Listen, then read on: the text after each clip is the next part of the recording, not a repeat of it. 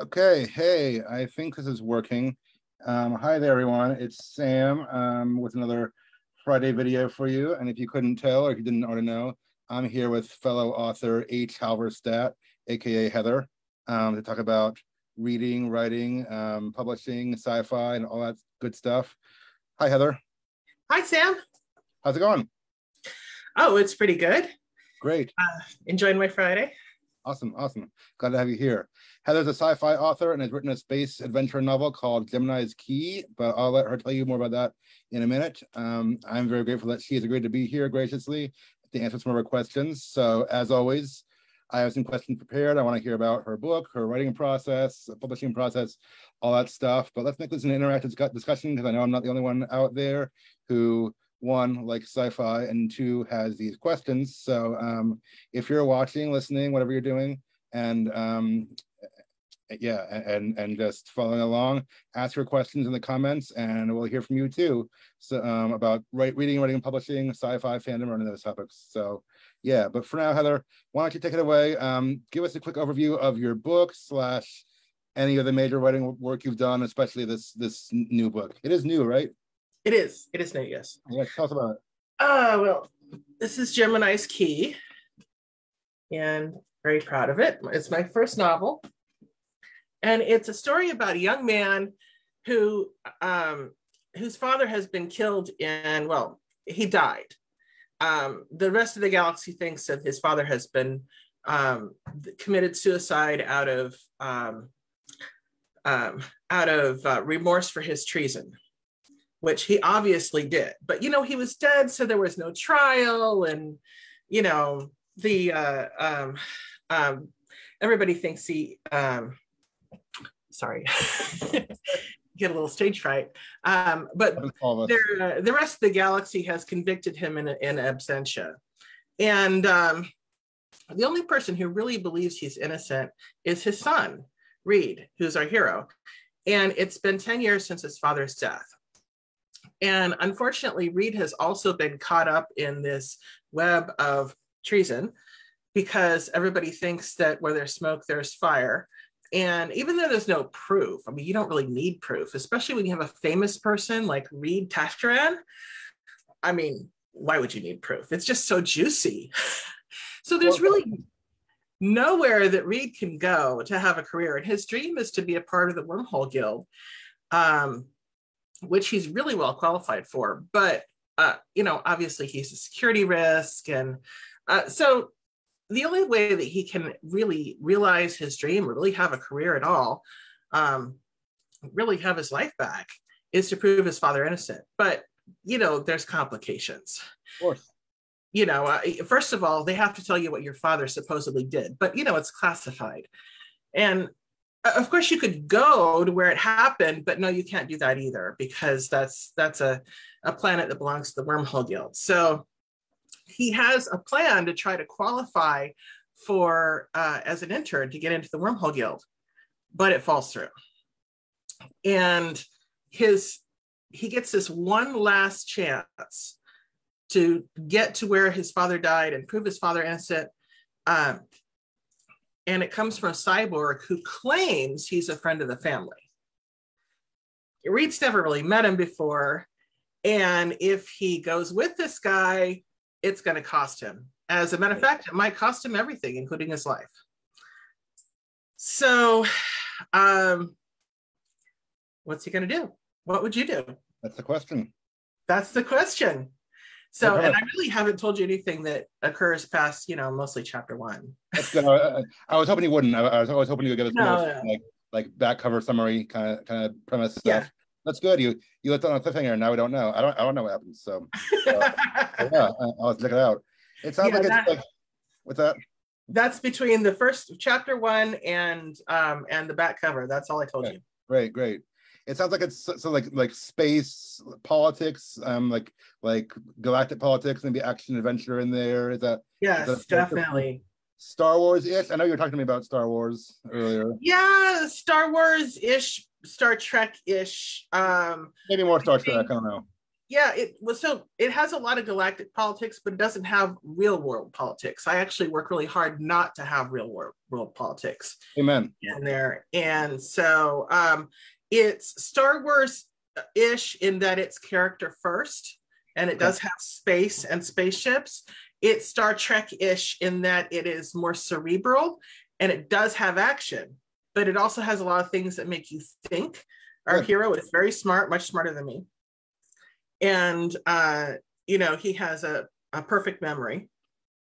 Wow. So that is something that is, kind of like a superpower. We love extraordinary characters, don't we? Yeah, but it's clean. Awesome. No agendas. Hey, I like hearing that. Yeah, sounds like a fun action adventure. I mean, whatever else it might be, like a fun, entertaining, like clean adventure, and we need some of those, don't we? Yeah. Right. So awesome. I mean, I think sometimes authors get too excited about the idea of making change in the world, and I'm like, well, what if we just make entertainment and think of us as entertainers? Yeah. I could go on a whole spiel. I read years ago in grad school. I read C.S. Lewis's book on literary criticism, and he says, a good book has to be entertaining. A great book will be more, but it should not be less. So tell a good story first. If you want to change the world on the way, great, but you have a good story, it sounds like, and that's what we're all looking for, isn't it? Yeah. And I heard a writer's lesson with Tosca Lee that really stuck with me. And one of the things she said is that when you're writing, there's actually three people that writing the story. There's God, there's you, and there's the reader. And she says you need to leave space for the reader to create with you. And so that's what I really try to do, is I really want the reader to interact with me in this book. Yeah, that's good. And there's a lot of questions, and some of them have answers and some of them don't. Okay. Yeah. I'm sure if we had time, we could explore the whole philosophy of reader, author, interplay. I know. I spent at least a semester on it and didn't figure it out, but that's okay. Yeah, but great. And it sounds like a great start to an interesting adventure. I do see we have some people watching, so thank you for tuning in. Ask your questions in the comments too for Heather. So this is your first novel, you said. You've done a few short stories too, right? Well, I have actually done one flash fiction that was published, and that was actually published here in the Havoc Binge-Worthy. Nice. But I got my rights back to it already, and I put a cover on it. And if you sign up for my newsletter at my website, then you can actually get a copy of it for free. Okay, awesome. What's that one called? It's called Toby's Call. Okay. And when you go to my website, you'll see it right on the front. It's hard to miss. I'll ask you again for your website by the end of this, and I think I put it in the video description too. But can you tell us what your website is really quick? My website is www.hhalverstadtbooks.com. Great, yeah. I'll ask you again before we're done, and I'll also put it in the chat here for anyone. But yeah, my last name is hard to spell, so we might have to put it in the comments afterwards for the video. Yeah. There we go. I put it there now. So go check out Heather if you're watching. But after this video, because we want you to hear all this. So, okay, how did you get interested in sci-fi in the first place? Like, any favorite stories, books, movies, all that? I mean, obviously we compared it to some of the greats already, but what are your favorites, or ones that inspired you?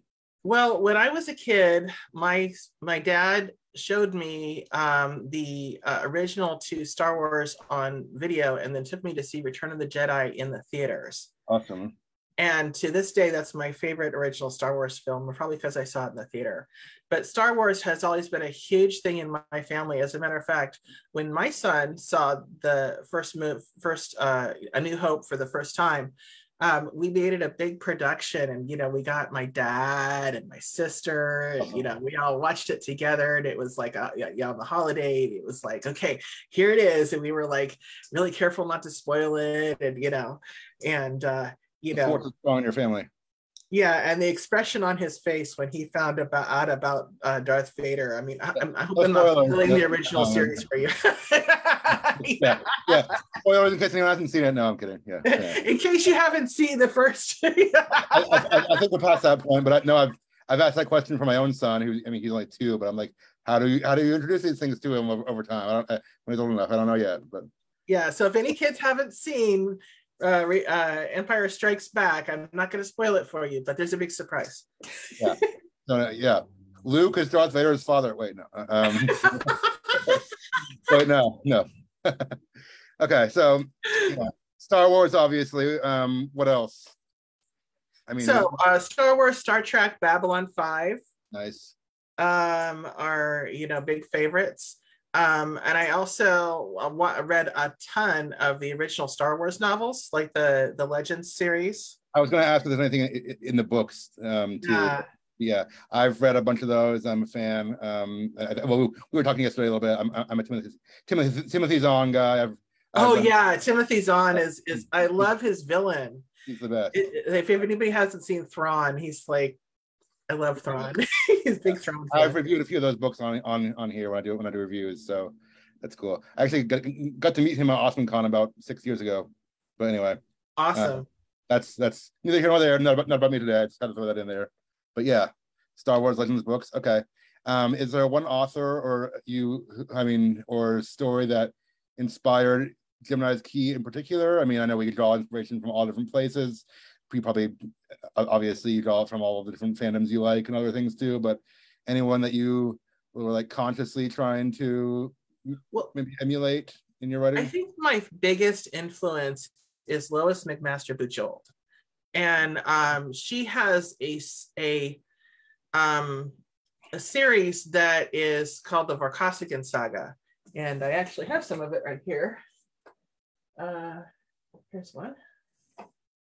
And it's what's the title again? This one happens to be Captain Vorpatrol's Alliance. It's one of the later ones. You said the something saga, and I didn't catch it because it was a big word. The Vorkosigan Saga. Vorkosigan, okay.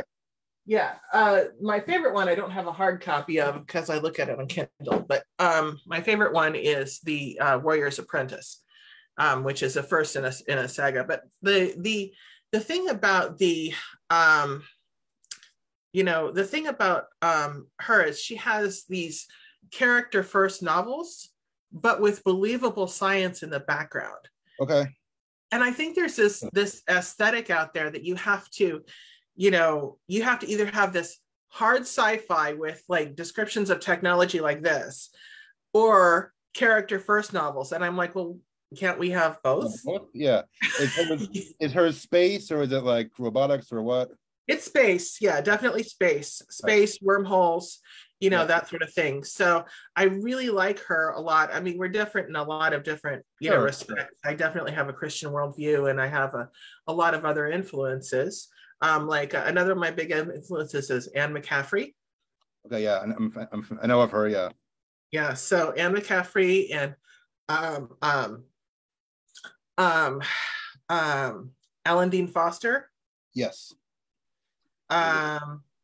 Let's see, who else do I have up here? Oh, Matthew Stover. Have you ever seen his Star Wars novels? This is my favorite Star Wars novel, Traitor. Okay, I have not read that.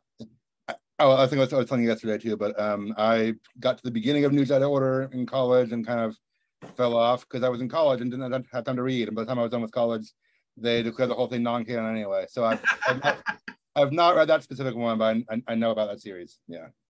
So they have this really interesting, not just a villain, but a whole, race of alien villains.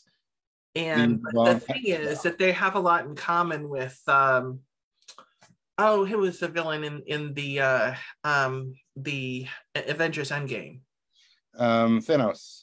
Thanos, yeah. They have a lot in common with Thanos because they feel like they're doing a good thing. And they're really a hero in their own eyes. They don't feel like they're doing a bad thing. The villain has to believe they're in the right. Yeah, the villain always believes they're in the right, and that makes an interesting villain. Yeah. Yeah, exactly. So I think it's I think they make really, they have really good villains, and sometimes it's the hero that's more interesting, and sometimes it's the villain. I think in like, for example, Warrior's Apprentice, it's the hero that's really interesting, But they're both interesting. So yeah. Okay. Yeah. Well, those are some great influences. I mean, just hearing whatever 3 or 5 things you named, I'm like, that's an interesting mix, and I'm sure. I mean, anything you write is a unique product of your favorites as well as your life experience and your worldview and everything. But right. That sounds like it's up my alley. So I love to check it out. What are you reading right now? Anything interesting? Well, I'm a reviewer, so what I'm reading now is often top secret. Okay. That's right. So, I wanted to ask you about that. Actually, yeah, since you mentioned it, I can't share. Like, this is my enduring favorite for all the books I've ever reviewed. It's so good that I bought myself a copy. No Road Among the Stars by Walker Scott. Yeah. Okay. Walker Scott. Yeah. Okay. He hasn't got the sequel out yet, but it's coming out soon. But okay. It's very cerebral, like mine. And it's got a lot of internal stuff, and it's Christian worldview, but not the kind that's gonna hit you on the head with a hammer. Also, yeah. Also, Lewis, we do not need more Christian books. We need more Christians writing good books. So, that's right. So exactly, I love C.S. Lewis. Thanks for being part of it. I mean, who doesn't, right? But anyway. Yeah. As a matter of fact, I dedicated my first book to C.S. Lewis. That's a good dedication. Okay. Yeah, I was going to ask you about this later, but since you mentioned it, tell us about what you do as a reviewer also. Like there's a service you offer on your website for authors, something like that? Well, I have a, it's kind of like a recommendation site because we don't write negative reviews. Okay, yeah. We decline about 25% of the things that people ask us to review, but we don't charge for reviews, and we don't really make anything from the site. So we don't make anything at all from the reviews. So it's just a public service because it's a need. Yeah. Also saves me time because as an author, people are always asking me, oh, I need books. What do you recommend for my kids? And you spend like 2 hours typing out the recommendations, and you're like, I could do this better. So there you go. So it's become something that's really helpful. There's at least 100 reviews on there. I've got not just me. There's 3 other people that write reviews for me. I was going to ask, is it just you? Or do you have a small team? Yeah, I have a small team. It's your publishing company, right? Or where you started it? I have a publishing company, but that's separate from my review page. Okay. Yeah. We'll get there later. Okay. Yeah. The review page is actually part of my author page, so it's a tab on my author page. Cool. So when you go to my author site, you will see, my book and all that kind of stuff, and you'll see on the top, you'll see reviews, and you can just click it, or you can scroll down and see the newest stuff of the reviews and that sort of thing. I also have, you can actually sign up for blog posts where you will get an email every time there's a new review. Nice. And you can sign up for my newsletter, but signing up for my newsletter is the only way to get the free stuff. Right. So, okay. I'd much rather you do that if you only have to do one. Yeah. But hhalberstadtbooks.com. Yeah. So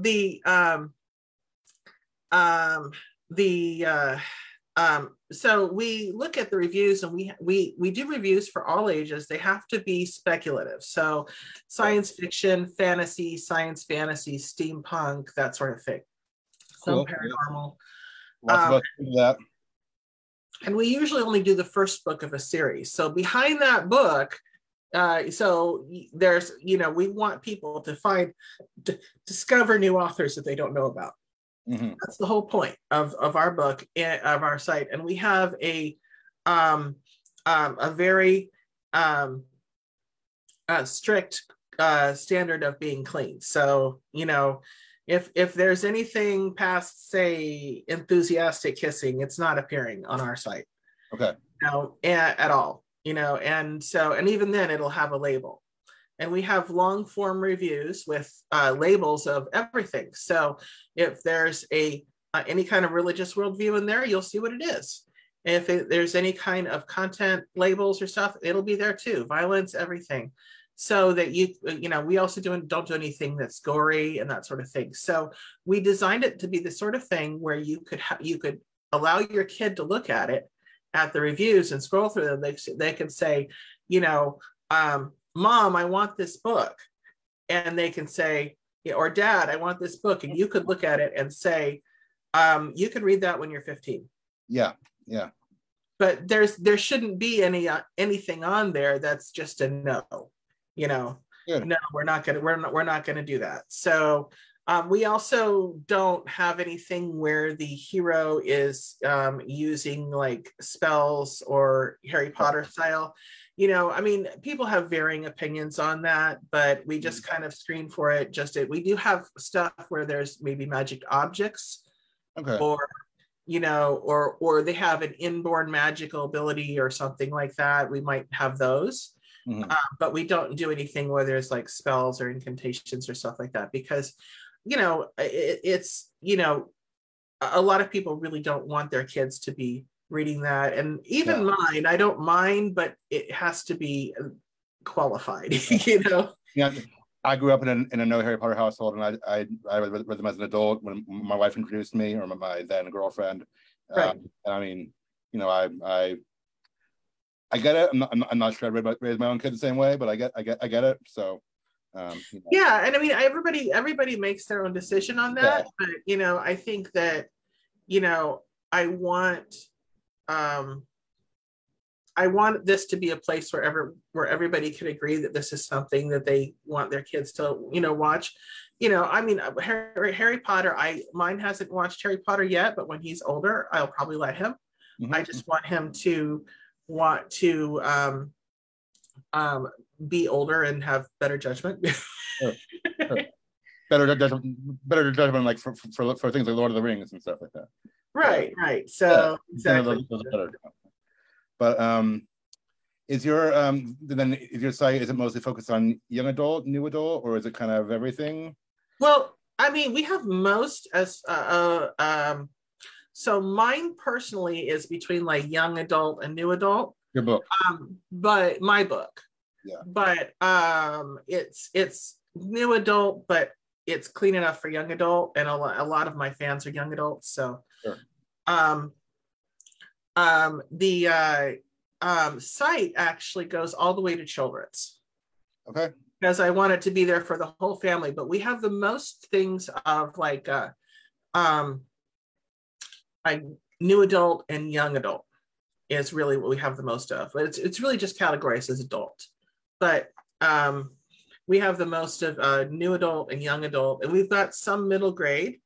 We're starting to get more. We've got a few children's chapter books, and we even have a couple of picture books.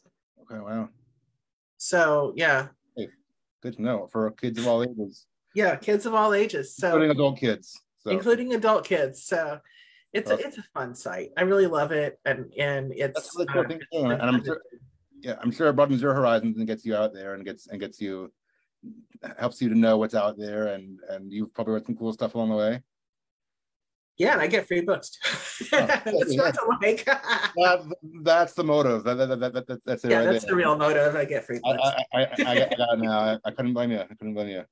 Okay. The question that all of us are wondering, well, maybe not all of us, at least I'm wondering. I've asked people before what's the hardest part of writing, and usually the first answer I get before you even get into writing craft is time management. So now you're obviously you have a life. You're a homeschool mom. You have a family. You're a writer, and you're also doing this reviewing service. So you must stay pretty active in your reading as well. So just wondering, how do you do it all? How do you find the time to make it all work? It's make your reading and writing work with everything else you got going on. Prayer. Yeah. Honestly, it's hard. You have to do what you can do, and I think it's important to let things take as long as they take. Mm-hmm. And I think that's one of the reasons I decided to have my own publishing company, is that I wanted a publishing company that would be the type of publishing company that I wish I could find that was, exactly what I needed. And so, I think it's important for writers to have a life. If they don't have a life, not only is it not a good thing it's not really a Christian thing to inflict on somebody something you wouldn't want on yourself, but also you get better books. So I think, sometimes you just have to say, okay, well, why don't you wait till you have 3 done then? And, so but I think that, I have to surrender to God every day and say, Lord, this is what I'd really like to get done tomorrow. Please help, because I don't know how I'm going to do it. And most of the time it gets done. And sometimes it doesn't get done, and I'll find out later that it didn't need to get done, or, it's not as big a deal. It's not as big an emergency. And sometimes you just have to let things go and, let things, let things happen. Like, for example, I had this huge thing happen this summer, right when my book was coming out. I mean, like release week and stuff like that. Yeah, you told me about that. We got this phone call that a family member, a very close family member, was going on hospice, and come now if you want to see them. Yeah. And so I did the last little bit of my editing from their house. Wow. Okay. Yeah. So I mean, not the editing, but like, not the editing, but the formatting and supervising the formatter and stuff like that. Well, we had this situation where, the formatter had given me the last, I guess you're going to call it galley PDF of the book, of the paperback. And I looked through it. It seemed to be fine, but I didn't have much time. I was stressed like you wouldn't believe. So I just had to pray, God, please let this be okay. Unbeknownst to me, the formatting program had introduced a whole bunch of errors in that very last paperback PDF, not in the, and I had no idea. It went to print like that. I bought a whole bunch of copies and sold them at my first event. I sold like 100 of them. Wow. And and afterwards I had to, put something and say, I'm really sorry, this was not how I edited the book. And and if you happen to be watching this and you bought one of these, contact me through my website. I will give you a free ebook. Yeah. And yeah, but I replaced it. It's all fixed now. Yeah. But you get home and you're like, oh my goodness, what happened? You can't life happens. You can't control it. I get it. Somehow, I think sometimes, God gives us gifts as writers. And these gifts are, horrible mistakes that are humiliating, but they really help us to be not too impressed with ourselves. Keeps us humble. Yeah. So in case anyone was wondering, writers are still human, and you can see how they're still human. No, I mean, I like what you're saying. I mean, all of it's good, and thank you for sharing your story and some of your vulnerabilities and such. I know sometimes, I mean, less so as an adult, but like we get in this mindset, like, oh, once you're published, like you've arrived, like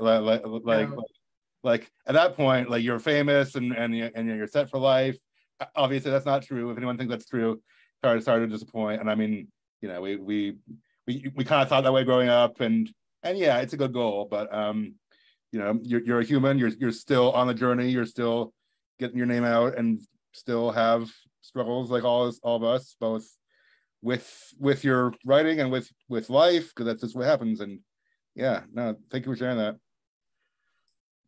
But I mean, that's not, so yeah, so on the craft side of writing, does that was going to be my next question, yeah, but I was going to say, I forget what it was, but anyway, yeah, that's what I was just going to say. You were telling me about some of those struggles, because we had first scheduled this talk for August, and then with everything that you had going on, we decided to postpone it. So, which is fine. I mean, I'm glad we were able to do it, and everything mostly worked out on your end. But no, that's a lot of stuff you wouldn't want to do around your book's release, but You can't really control it.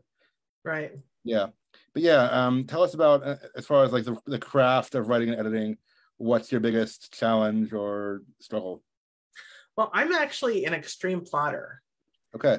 So I do everything. I mean, I actually we were on the road and one of my favorite places to do plot is on the road because I can bounce things off my husband. He's my chief science officer. Nice. And that's what I call him. But anyway, he we were working on the plotting for book 7 in the series. So my plots have to marinate for years. And by the time I start writing, I usually have a 15-page outline. Okay. So, and then I plot the scenes and stuff like that. So plot is my strong point, but my weak point, of course, would conversely is character. Okay. So I'm very grateful that I have a lot of, by the way, I have allergies. That's why I keep wiping my eyes. Oh,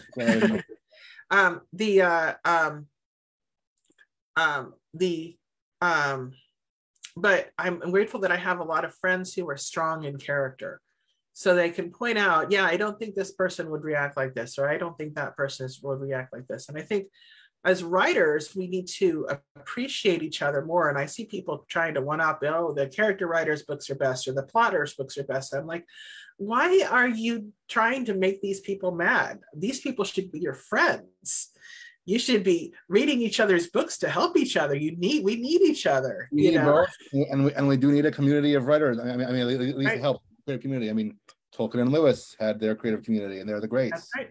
That's right. They got feedback, and they got help and criticism and such. Anyway, yeah, that's good. I tend to be, I don't know if I'd say extreme, but I lean toward heavy plotting and yeah, like people say like, my character just did this and I didn't expect it. I'm like, that's not how it works for me, but maybe not for you either. I'm not sure if you're not high on character, but my characters never surprise me. I surprise them. Okay. And I have been known to do character surgery. I will change a character in the book. I mean, I'm not like have a new character. I will sit there and make them a different kind of person in order to make the story work. Yeah. So I mean, I have like character charts before I start, where I map out their personality types, and I go, oh, I got too many of this. I'll just change this one to be this. And I was like, well, this, this person looks like he should be this kind of character, but wouldn't it be fun if we made him this kind of character instead? You're thorough, you're detailed. I mean, even if you know a character isn't your strongest point, you're putting the time and effort into it, and that's honestly what it takes. Yeah. So I hope. Yeah. Well. I guess we'll let the readers be the judge of that. But no. I was also going to ask you, and you touched on this already, but what's the one thing, or one of maybe a few things that your book does really well? Plot. Well, plot, yes. I think it's very strong in plot. I think it's great in being something that's action-oriented without like blood and gore and stuff. It's actually a more cerebral action film. So it's a book that I think, people who like action, adventure, especially guys, can connect to. It's also mystery. So, so I try to describe it as science fiction mystery adventure. I like all those things. And in Star Trek you often had mystery plots, you know, so it has and it's something that it's exciting enough for adults, and it has a lot of different ages of adults in it too. So it's something for young adults, it's something for older adults, it's something that teens can connect to, and it's clean enough for teens. So, and we try to really avoid the gore and stuff, but we still do have some scary sequences in it, and it's quite a bit of tension, but a lot of the tension comes from the mystery itself rather than the violence, although there is violence. I mean, kind of need some violence in a book like that. At least conflict, if not violence. Yeah. When you say when you say cerebral sci-fi action, my mind goes to Christopher Nolan. Are you a fan? You know, I've never read his books. Maybe I should. He's actually a director of like Inception, Interstellar are his sci-fi greats. I actually didn't see Inception, but it kind of was a little bit too like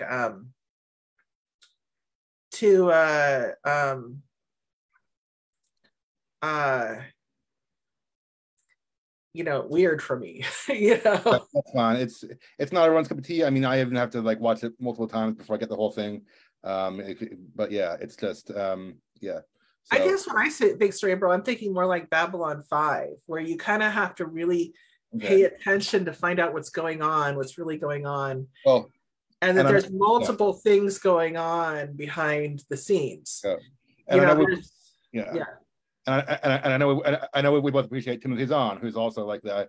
I'd say, comparing movies to books, I'd say he's broadly similar to Christopher Nolan in that he puts these complex plots. You have to pay attention to the details, and then it blows your mind and goes. That's how I think of him. So this is a almost 400 page book. Okay. And I'm known for lean writing.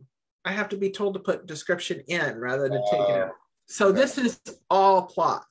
Okay, wow, that's awesome. Okay, I'm interested. I'll have to look at this, but I have a few more questions and we'll keep going through them. But I do see we still have people watching, so ask your questions in the comments too. We want to hear from you. What are you're curious about? What can Heather answer for you while she's here? Let us know.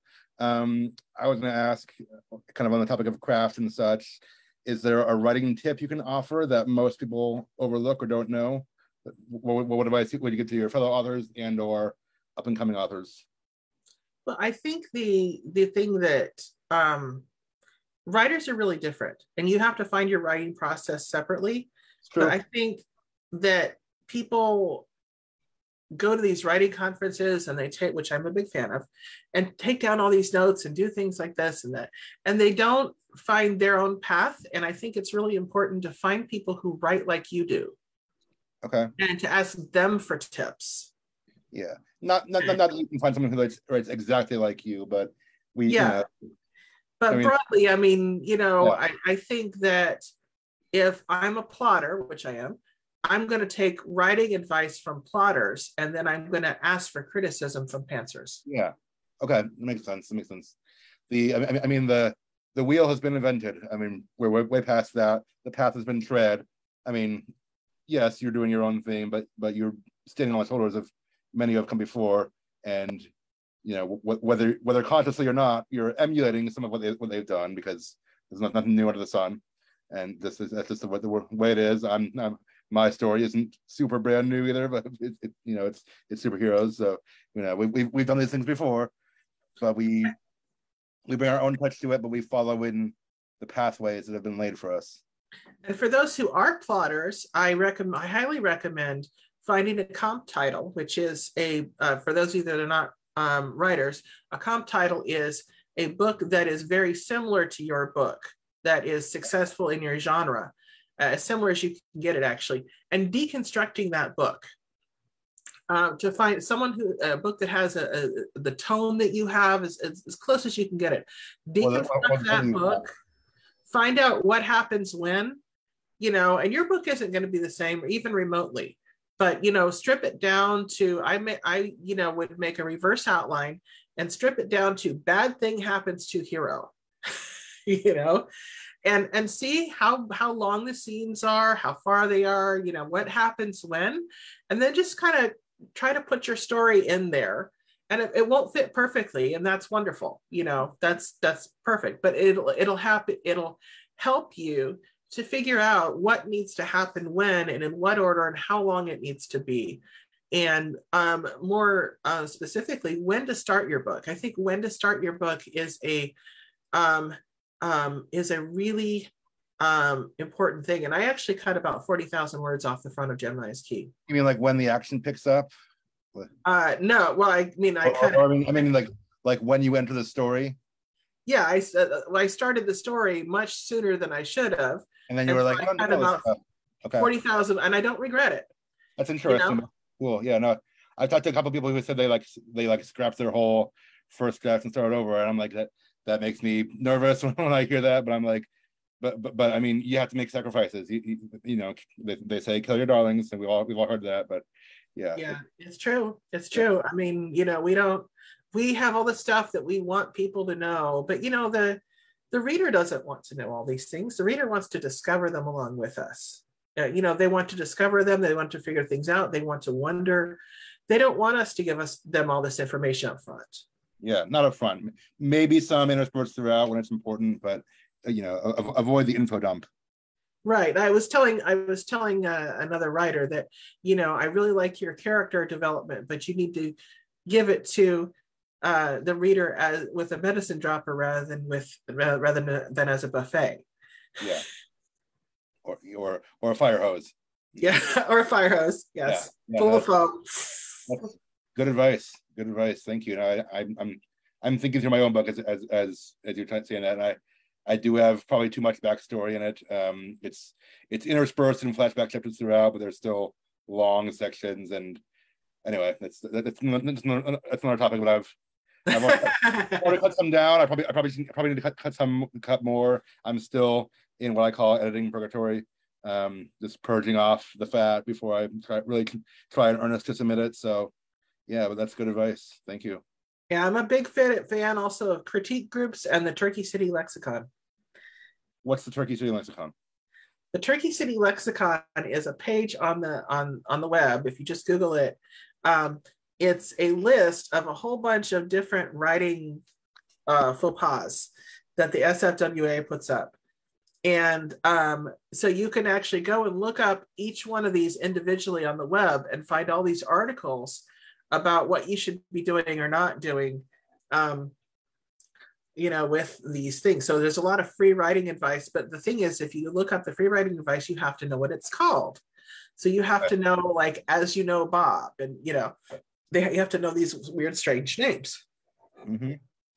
So it also, if anybody is planning to go to a writing conference, it's great to look up the Turkey City Lexicon and find out these names, because then you'll have no writers speak, because writers toss around these phrases all the time. Okay, like tropes and such. Yeah, tropes and stuff. Good to know. Okay, cool. I did not know about that. I was googling as you're talking, and if you couldn't tell, but that's okay. Cool. Well, I had also I wanted to ask you about your publishing process, and I know we touched on this because you do have a small company you started, but can you tell us, I guess, how you knew like which publishing path was best for you and how you got started with your own little organization? Tell us a little bit more about that. Well, I decided to start my own because various reasons, and one of them was the margins that authors make in traditional publishing are just minuscule. What? And traditional publishing is, which is fine if you're Brandon Sanderson. You're still getting a lot of money because everybody was buying your books. But in traditional publishing now, a lot of it's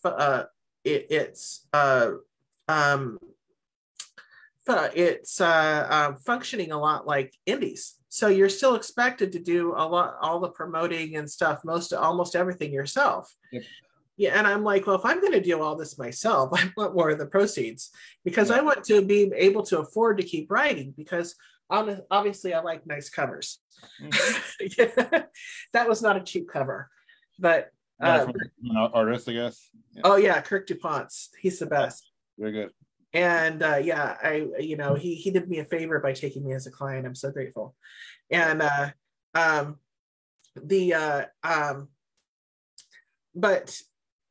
so I was like, well, if I'm going to do all this work, I want a share of the proceeds. And then I would see people around deadline time working like 80 hours a week for 3 weeks. And I was like, I just can't do that. I mean, I'm a homeschool mom. So, I have a priority there. I'm a Christian, I'm a wife, I'm a mother. I have all these things in front of my author career. So, my author career is after that. So I need to be able to set my own schedule. And so I decided to create the kind of publishing company that it was that I wish was available for me, something that was author friendly and not so tied to the traditional model. What's your company called? It's called Quantum Light Publishing. Quantum Light, okay. So we're not taking submissions yet. We're probably going to be taking submissions hopefully in a couple of years. We're not ready yet. We're just getting off the ground. There's a ton to do with starting. I'm sure there is. I mean, I have not looked into that, so I wouldn't know the first thing. I mean, maybe the first thing, but not the fourth or fifth thing anyway. But like you're playing the long game. You're building things for future success, and that's what most writers have to do these days. Again, like you said, unless you're Barry Sanderson and you hit it big, which I'm sure he also played the long game before he hit it big. But yeah, no, that's good. You're persevering and you're doing stuff. Well, the thing to remember is that Brandon Sanderson hit it big before the whole Amazon revolution, where everybody could put everything on Amazon. Yeah, okay. And so he was already a big name before that. So I think, when you're starting out as an indie, there's a lot more to do to get your name out there. Yes. So, and I'm grateful that, that things are, but, things start off slowly.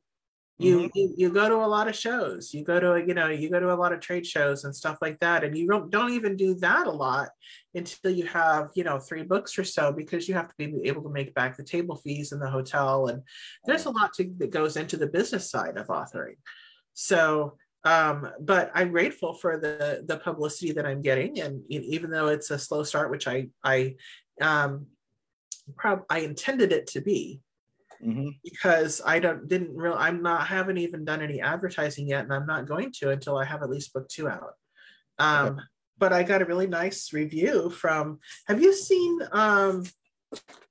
Clean Fiction magazine? I have not. It's a great magazine, and they gave me this really nice review. Awesome. So you're getting noticed. You are having people take notice, which is amazing. Yeah, they gave me this really nice full-page review, and they've been republishing some of my reviews from my page as well. Wow. Yeah, so I'm excited. How did they find you? I'm just curious. Like how do you get that connection? Well, I knew the author from a writers organization, because we were both doing reviewing. So, she noticed that I let another site republish some of my reviews, and now these are all reviews that have been on my site before, but it's helpful to her because it's extra pages, and this is actually it's a magazine. Yeah, no, it's a thick one. It's not like I looked up the paperback. The digital version is only $4, but the paperback version is like $16, and I was like, $16. I bought this because I was to take with me, and I'll probably buy an extra copy from my dad. He's really excited. Yeah, but I mean, I've heard people say this before, and it's bears saying again, but it's not original to me, but it bears saying again. I mean, we all play the long game, and you're taking the steps in front of you, and you're getting known. I mean, it's not overnight success. It rarely is. It takes time and effort and perseverance and all that stuff. Yeah. But you're doing it. You are on that journey. Yeah, that's awesome. So I was going to ask you a couple more questions. I think we touched on some of them. One of my next questions was, what have you done or are you doing for self-promotion / engaging the audience? I know you're not advertising yet, but you're getting your name out there and things like that. What are you doing? What do you plan to do for that side of things? Well, I'm kind of ramping it up slowly. My first priority is I'm going to a few events. Like in November, I'm planning to be at drawing a blank. Doxicon. Okay. Doxicon Prime, and it's in DC, because I actually live in the DC area. Oh, cool. What part? Well, I live in Maryland. Okay. So I didn't realize that. I lived there for 2 years. I'm from the East Coast originally, but anyway. Nice. We'll talk about that later, I guess. But yeah. Yeah. And so they have a kind of a faith and fiction thing. It's put on by the Orthodox Church. I'm not Orthodox, but they're like, come one, come all. So hey, there's a lot of faith. It's a little convention, but I really hope that we can have more of these faith and fandom events. I've seen a few. I'm down with that. Yeah. One of these times, it's called Doxicon, DOXA.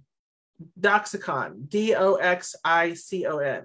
Okay, that's cool. And they've got several, but this is Doxicon Prime. I guess it's the first one. Okay. But I really want to see some of these faith and fandom events come up, because I think one of the problems with fandom events is sometimes you can't really, it's hard to go and take your kids because it's not really a kid-friendly event. Yeah, some of the costumes. Yeah, we'd like to go to one of the ones near us. We just haven't. We've just been busy so far, and we're like, oh yeah, we want to do like costumes with the little guy, but we'll see. Yeah.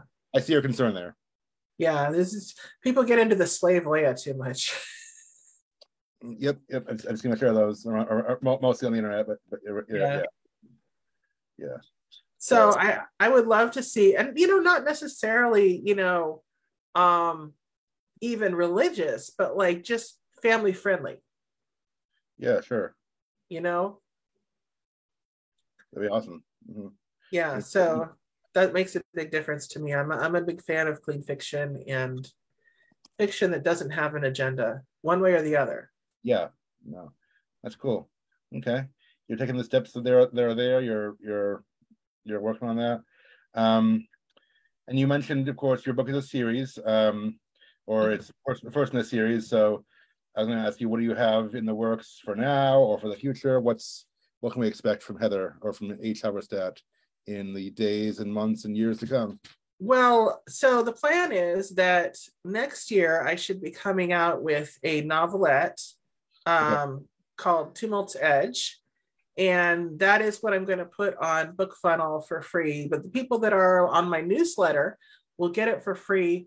It's on book. It was going to be on BookFunnel if you sign up for my newsletter. But I will be sending it out for free to everybody that's in the newsletter. Okay. So if you join my newsletter, you will get not one but two stories for free. Awesome. Yeah. So Toby's Call now and Tumult's Edge when it's done next year. And then the year after that, book 2 should be coming out, the sequel to Gemini's Key. And it doesn't have a title yet, but it's going to be set on a water planet, the water planet of Cerulean. Nice. So which is mentioned in Gemini's Key. What's the series, or did you not know that yet? The series is called Taskarand's Legacy. Okay. And you mentioned that you threw out like a number like book 7 or something, like you have this all planned down to. Oh yeah, I totally have this planned. As a matter of fact, I have spin-off series planned. How many books is it going to be? A lot. I don't know. I'm not a big fan of reinventing the wheel. I spent a lot of time on this universe. No, you found your thing and you're doing it. It's awesome. Yeah, I plan to do the Anne McCaffrey thing and just keep coming out with more just like she did the Pern stuff. Yeah. And just keep coming out with more stuff, and I'll have sequels and prequels and So let's see. From Gemini's Key, I already have 2 spinoff series and the Gemini's Key series has 7 books, and then I have 2 spinoff series and a prequel series and a middle grade series. Okay. All the works. Hey, I mean, Hollywood is clearly not tired of sequels and prequels and spin-offs yet. I mean, when you're successful, people want more, and we're seeing that play out in some of our favorite stories. I mean, just speaking of like, all the sequels and spin-offs, we see that, that we can argue about the quality of some of them, but there's a demand for it and people are eating it up. So that's what I like. I like reading more about my favorite characters. Exactly. Yeah, no, that's great. I'm in the fandom game too. Obviously I'm a Star Wars guy. I'm a Marvel guy. I watch everything they put out.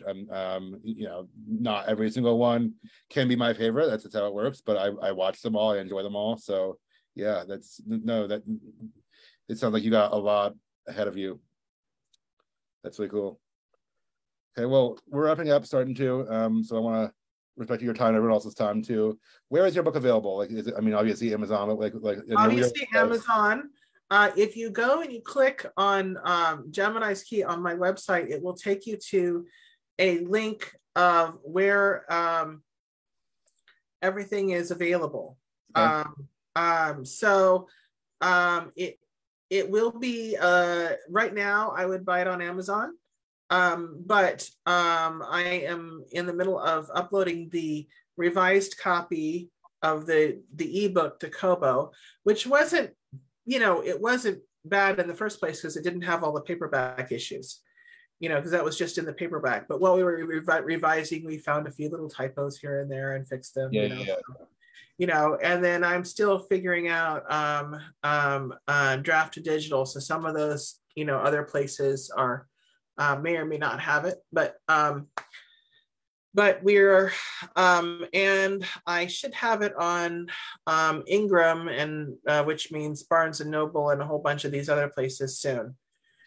So still working on that, but I don't think it'll be in the bookstores because that is a publishing issue and a let them order everything and return it if they want issue. So you can actually end up owing Ingram money to get it in bookstores. Not what you are.